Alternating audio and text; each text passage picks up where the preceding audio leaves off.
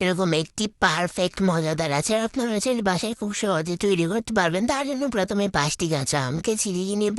এগুলোকে অর্ধেক করে একটি নাইফের সাহায্যে এভাবে কুচি কুচি করে নেব। দেখেছেন খুব পারফেক্ট হয়েছে। এভাবে আমরা সবগুলোকে কুচি কুচি করে নেব। সবগুলোকে কুচি কুচি করার পর এগুলোর মধ্যে দিয়ে দেবো পরিমাণ মতো চিনি, স্বাদ মতো লবণ, পরিমাণ মতো সিরকা দিয়ে এগুলোকে ভালোভাবে মিক্স করে নেব যাতে চিনিগুলো গলে যায়। চিনিগুলো গলার জন্য এগুলোকে সময় রেস্টে রাখবো। তারপর একটি কড়াইয়ের মধ্যে শুকনো মরিচ, পাঁচফোড়ন দিয়ে ভালোভাবে নেড়ে চেড়ে নেব। তারপর এগুলোর মধ্যে দিয়ে দেবো সরিষাগুলোকে একটি ব্লেন্ডারের সাহায্যে গুঁড়া করে নেব। তারপর দেখবো আমগুলো চিনি বলেছি কিনা, না হলেও সমস্যা নেই। একটি কড়াইয়ের মধ্যে দিয়ে এগুলোকে নেড়ে চেড়ে চিনিগুলোকে গুলিয়ে নেব। তারপর আম বলক আসলে সুন্দর কালারের জন্য দিয়ে দেব হলুদ গুঁড়া, মরিচের গুঁড়া। এগুলোকে দিয়ে ভালোভাবে নেড়ে চেড়ে মিক্স করে নেব। সাবধানে নাড়তে হবে যেন ভেঙে না যায়। তারপর এগুলোকে ভালোভাবে নেড়ে চেড়ে দিয়ে দেবো মিক্স করে রাখা মশলা,